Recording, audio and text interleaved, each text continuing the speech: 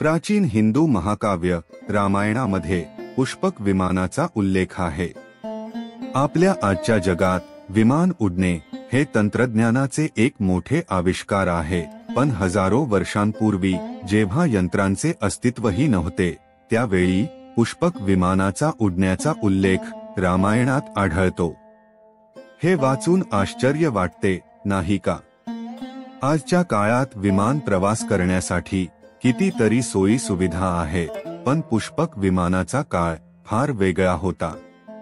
पुष्पक विमान एक अद्भुत आणि अद्वितीय वाहन होतं, ज्यात रावणाने सीतेला पळवून आणलं होतं, ज्याची गती मनाच्या विचाराप्रमाणे होती आणि त्याला कोणत्याही प्रकारच्या इंधनाची आवश्यकता नव्हती। या विमानाचा एक विशेष उल्लेख रामायणामध्ये आहे। प्राचीन भारतीय ग्रंथांनुसार पुष्पक विमानाची रचना अंगिरा ऋषी यांनी केली होती आणि त्याचा निर्माण देवशिल्पी विश्वकर्माने केला होता।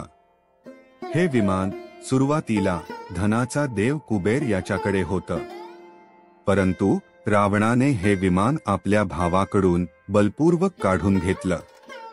रामायणानुसार लंकेवर विजय मिळवल्यानंतर भगवान श्रीराम, माता सीता आणि लक्ष्मण याच विमानाने अयोध्येकडे परतले, परंतु एक प्रवास केल्यानंतर भगवान श्रीरामांनी ते विमान पुन्हा त्याच्या मूळ मालकाला म्हणजेच कुबेराला परत दिलं।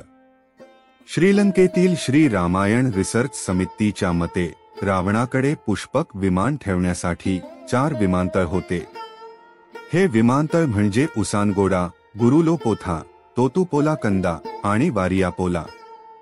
यांपैकी उसानगोडा विमानतळ हनुमानजींनी लंका दहनाच्या वेळी नष्ट केला होता, पण बाकी 3 विमानतळ सुरक्षित राहिले। पुष्पक विमान एक अशी रचना होती जी नभचर तर होतीच, पण ती जमिनीवरही धावू शकत होती। आणि सर्वात महत्त्वाचे म्हणजे पुष्पक विमानात यात्रेकरूंना बसवण्यासाठी त्यानुसार याचे आकार बदलता येत असे।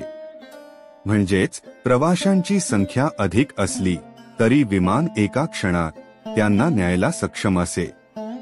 सम्रांगण सूत्रधार या ग्रंथात विमाने बनवण्याचे तंत्रज्ञान, त्यांचे उड्डाण वेग, वायू आणि प्रवाशांच्या घनतेनुसार त्याचा आकार बदलण्याची क्षमता या सर्व गोष्टींचा उल्लेख आहे। या ग्रंथात विमाने कशी अपघात टाळू शकतात, पक्ष्यांच्या मदतीने प्रवास कसा होतो आणि कसे अदृश्य होऊ शकतात याची वर्णने आहेत। परंतु पुष्पक विमान एक अद्वितीय निर्माण होते। हनुमानजींनी रावणाच्या महालाजवळ ठेवलेले पुष्पक विमान पाहिले तेव्हा त्याचे आकाराकृती पाहून ते चकित झाले होते। 1 योजन लांब आणि अर्धे योजन रुंद असलेल्या या विमानाचे रूप एखाद्या भव्य महालासारखे होते।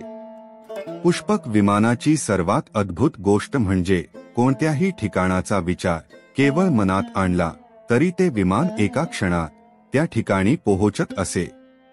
त्याला कोणत्याही प्रकारच्या इंधनाची आवश्यकता नव्हती, यामुळे ते अजूनच अद्वितीय ठरते।